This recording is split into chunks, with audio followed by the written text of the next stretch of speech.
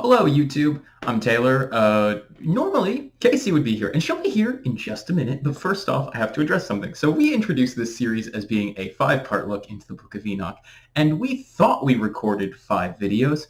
In fact, we recorded 4, and we did not apparently record or somehow lost the recordings for part 2 of the Book of Enoch, which is commonly referred to as the Book of Parables. So here's what we're going to do. We're going to cover both 2 and 3 in this video, and I'm just going to do the part 2 recap right now. So first, Enoch part 2, the Book of Parables, was probably written sometime between 50 BCE and 117 years after Jesus' birth. So there's a bit of a discrepancy here, and that's important because Jesus actually kind of cameos in this book. There are references throughout the text to the Son of Man, the Righteous One, the Chosen One, the Messiah, and that sounds like a lot of Jesus, and it is.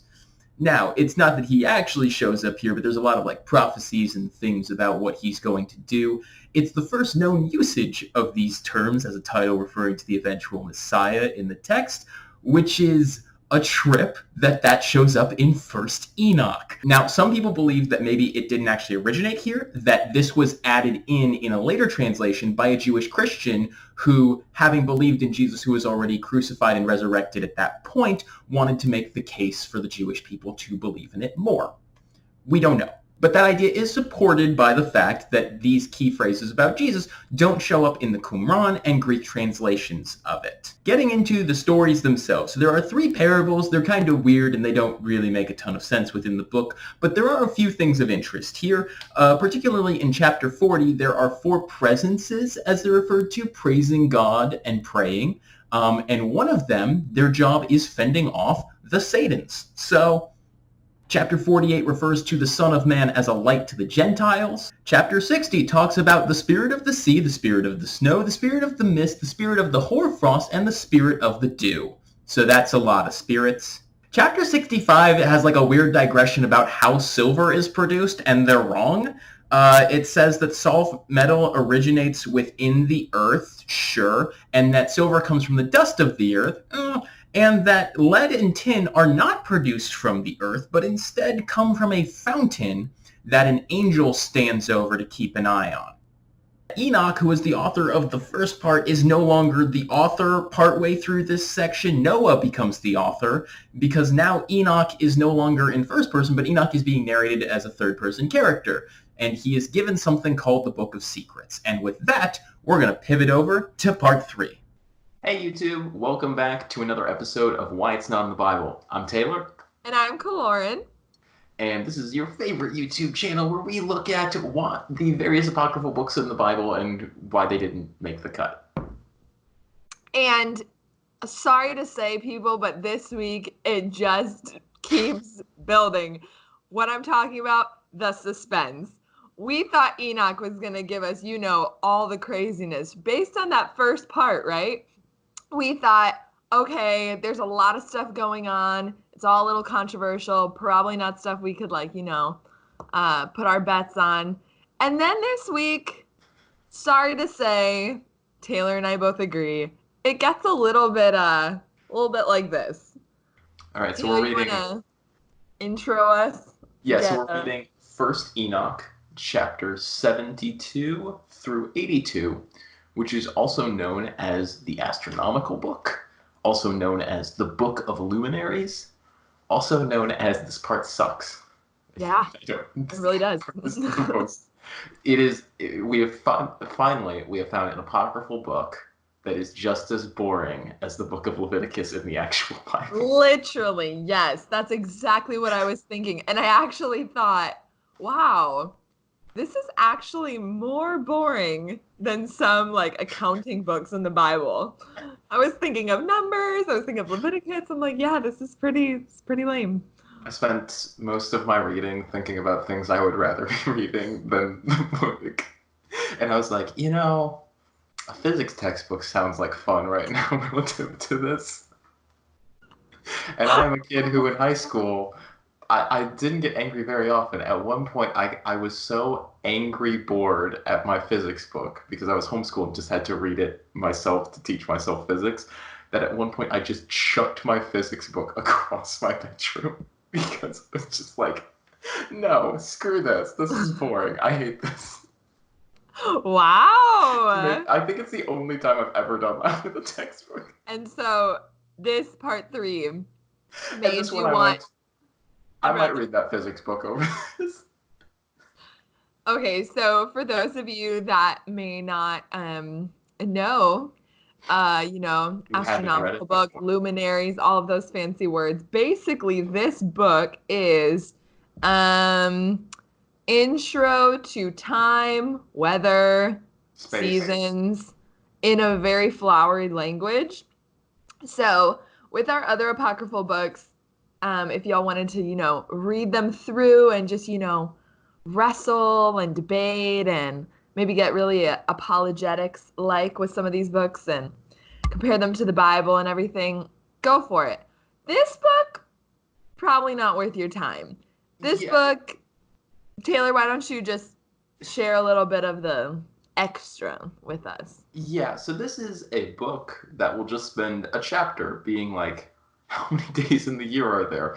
But we're going to spend like 30 verses trying to explain to you how many days in the year there are, and how the months break down, and how many days are in each month, and how many quarters there are in a year. There's four, spoiler, because they're quarters. It'd be like, oh, what's the sun? What's the moon? What special names do we have for them? And how do they go? Like, the most fun you can have with this book is because it doesn't understand a heliocentric model of the universe where the sun is at the center. It's just like, well, I guess the way that this all works is they go through portals, and like that's how they get back reset on the other side. Is The like, oh, portals got me. Are there 6? I thought there were 6. there's six portals through Yeah. which all the heavenly bodies go in one, out the other. And then like that's also where wind comes from, apparently. And that's where I immediately, talking about getting distracted and going places in our mind, I was going to the Jetsons and thinking like about their little doors and everything. I was Yeah. like, okay, portals. But no, I'm sorry to Yeah. say, Enoch, this wasn't your best work. I mean, I guess it probably could be if I was like in that time, did Mhm. not know. It kind of felt like Shakespeare was doing your astronomy chapter in biology or whatever, physical science. Like it felt very much like Shakespeare took over, was subbing that day. Yes, it is. It is a book that sounds very smart if you don't have actual information on how these things work. but, but we do. So it's just like, why are we reading this? This is all wrong. This is Yeah. like It felt in retrospect Shakespeare. like when you're writing a paper in school. I'm sure, Taylor, you have no experience in this, but I do. So I'm a hot B student. So what that entails is knowing enough, but really you just kind of furthermore dot dot dot. Moreover dot dot dot thus therefore like you're using all the flowery language you can to distract from the fact that you don't know what you're talking about. So this part felt very much like, wow, we are literally reading a children's book, but writing it in such a way that you wouldn't know. Yeah, you had an outline of the book, Killoran. You want to share that? Sun and moon, days, weeks, months, years, weather, seasons, the angel, Uriel, directions, different names of sun and stars. Question mark to stars because I'm not sure if that was actually the sun. Punishment for sinners is literally out of whack time. And then the last paragraph lost me because it seemed like a recap plus angels. I did some number crunching here on the things that they were claiming in this book. If the book is correct, do you know how many days there are in a year? How many? 364. Oh, There is a day and a quarter off.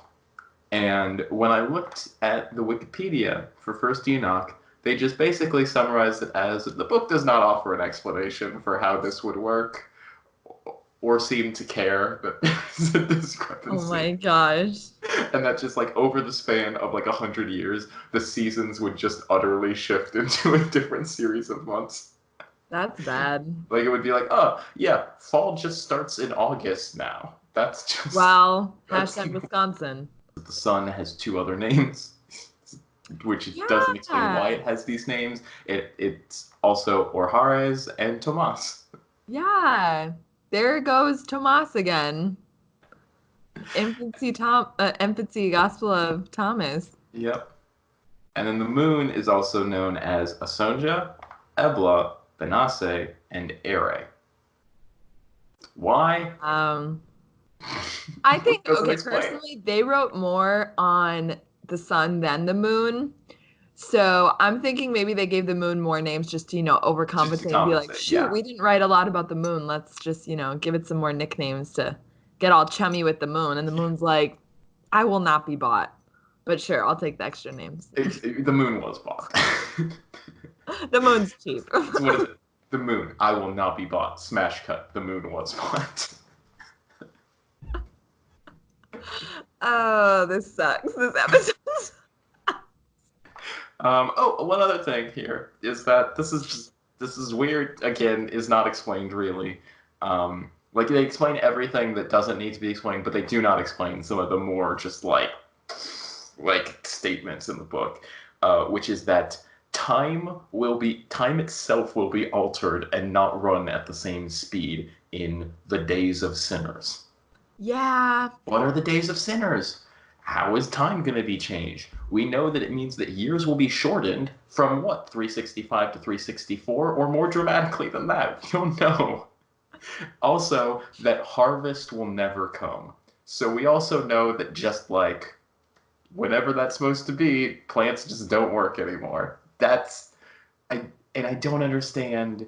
That feels like more of an agriculture curse than a time curse, but yeah. So But sinners need that's. to eat and they need to, be on time and Mhm. there just won't be time. I feel like, okay, That's it literally felt everything like an worth empty discussing in this book. promise. This is my whole notes.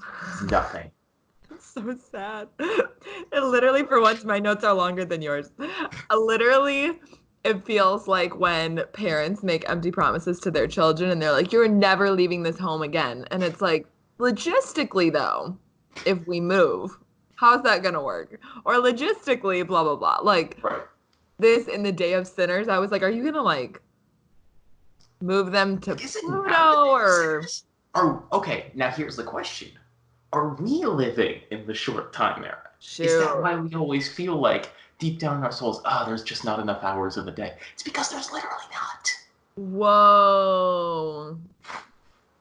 Yeah. Wow. A lot of this. A lot of this. But you answered my question because I was going to ask if that part about the names of the sun, because like luminaries, I wasn't sure if it was like, are they getting at, because I know sometimes the suns, like little suns, are like stars. So I wasn't sure if like those Yeah. extra names were actually constellations that I don't know about, or like O'Hara's and all of that. But it sounds like they're just other names for the sun. Yeah, it's a little confusing. Like I felt like it was it's really ambiguous, and I gave the book the benefit of the doubt that it's not saying that there's two suns, and Right. it's because it's definitely talking about the sun, but it says, oh, there's two names or suns. It's unclear, and so I took it as names makes more sense. But maybe the book's also just being like, there's two suns. It's tattooing The now. What are we it's doing? there. Okay, yeah. So that last paragraph, the last paragraph really lost me. Did you understand the last paragraph? No, I think it was just recapping No. everything that came before. It starts naming. There's like, and here's this specific angel is in charge of this week of the calendar year, and you're like, what? That's not how any of this works. That's not. What are you talking about? Like, That reminds me I think I just like blocked that out of my brain until this moment. so my It didn't husband's even come up. Colombian, and in each department of Colombia there's like a virgin that keeps watch of like that department. So it'd be like the Uh, state of Wisconsin has like a virgin, the state of Missouri has a virgin, very Catholic nation. So yeah, that part definitely reminds me of like this whatever angel is in charge of this calendar month, and then this one is in charge of this one. Like, I mean, go ahead, but like, I don't think that's how the rankings work in right. heaven. And if they did, the best angel would be September because, hey, September is the best month of the year. Where are my people at? Comment below. It's just so weird Like as if a you book. like. It's like it's this perfect combo of just being like so weird and so boring at the same time. Like, all right. Well, anything else from this book? Let's just have an honorary sigh in um in memory of part 3 of the Book of Enoch. 1, 2, 3. Well, that's 20 minutes we lost off of our lives that we can't get back. So And now you can't hopefully either. this was an entertaining video. The fellowship going on here, we have loved this. So like if you like, subscribe if you're new, and let's freaking hope the next thing that we read is more interesting. Am I right? First Enoch Part 4. Yeah. Yes. So tune in next week. Also, pray a lot because we could be in the time of sinners. And I mean, Don't you want more hours in your day? don't you want to harvest?